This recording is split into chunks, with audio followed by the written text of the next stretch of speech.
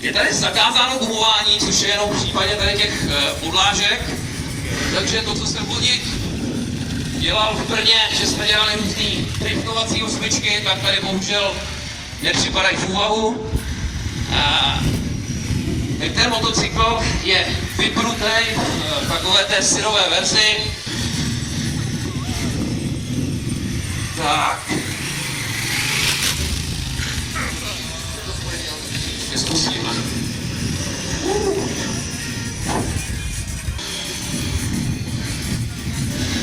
Že vítám vás tady, ahoj.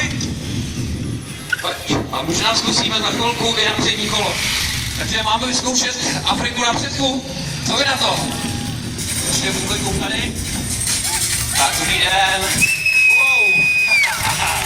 Ale do očička se neboj. Ty jsi určitě motorkářka, co? Nebo tatínek? Ale vážná. Takže tady vidíte, že stroj je bez problémů postavit. Takže kdo má fotky, můžete si udělat nějakou fotočku na památku. Tak, ještě tady. Zvládá hlavně skoky, takže nějaký lehký terén je stavěná. Tak, je potřeba akorát správně rozhodnout, kam dát tělo. Vy jste brambora, to stejně pojedu, podívejte. Ale ta motorka jde hodně napředek, takže nedoporučuju. Daleko lepší je jezdit.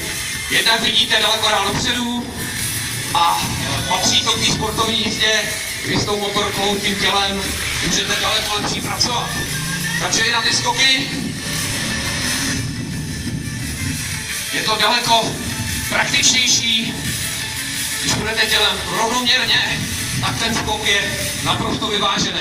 Jde do dálky, nekope tak zase je potřeba v tom náklonu dát trošku plyn a motorka se po skoku postaví na zemi. Takže to byla taková malá ukázka skoků. A ještě tak trošku tady zařádím. Popřední mi to baví. Balancuji to taky. Zůstane stát. Teď akorát náklonový čidlo, to by se to nelíbí. Tak, vypneme. Tak, takže tenhle mechanismus slouží k tomu, abyste si mohli zkoušet, kolik s tou motorkou můžete jít na ten patřičný náklon. Divočil bych víc, ale na této výstavě je zakázáno tady gumovat. Jsou za to těžké pokuty. Takže uvidíte tady jenom ochutnávku.